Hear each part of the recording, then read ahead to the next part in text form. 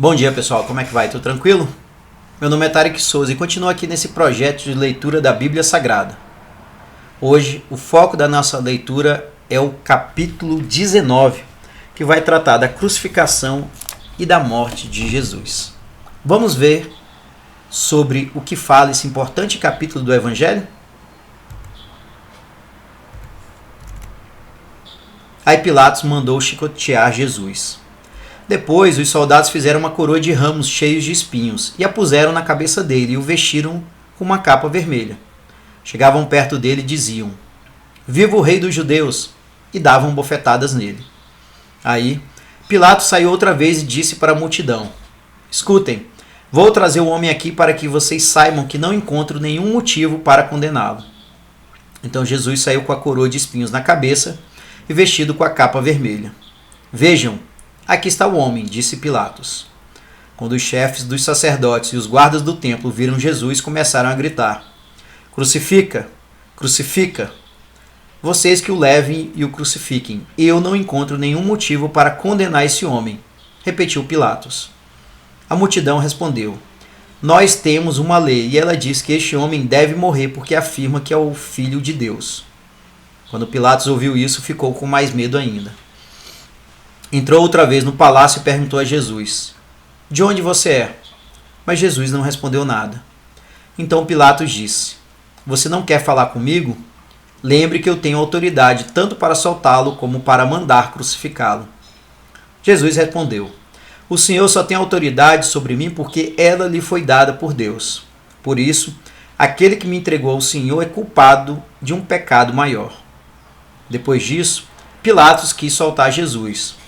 Mas a multidão gritou: "Se o Senhor soltar esse homem, não é amigo do imperador, pois quem diz que é rei é inimigo do imperador." Quando Pilatos ouviu isso, trouxe Jesus para fora e sentou-se no tribunal, no lugar chamado Calçada de Pedra.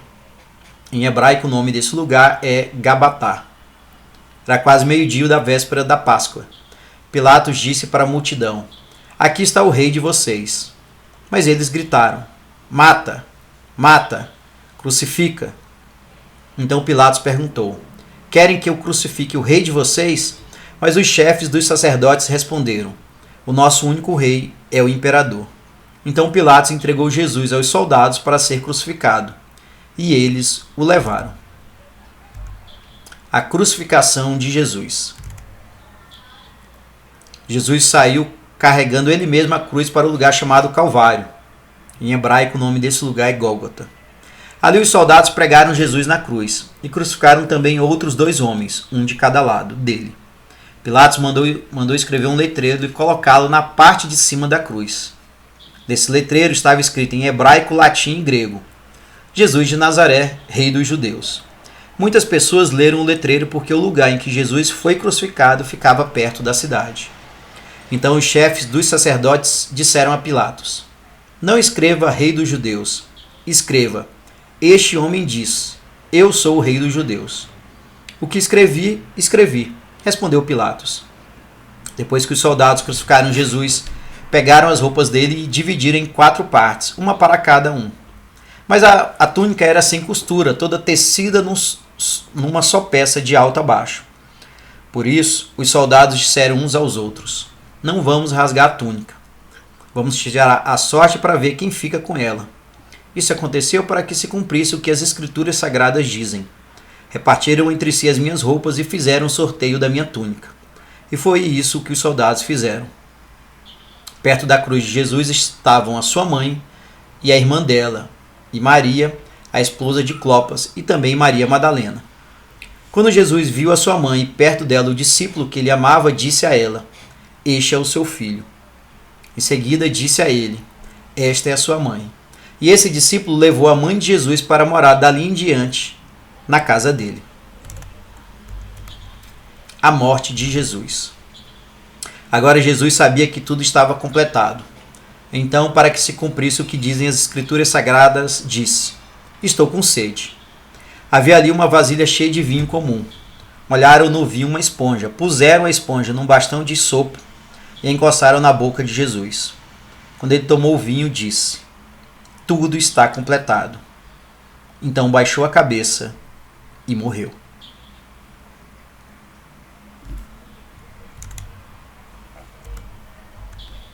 Um soldado fura o lado de Jesus.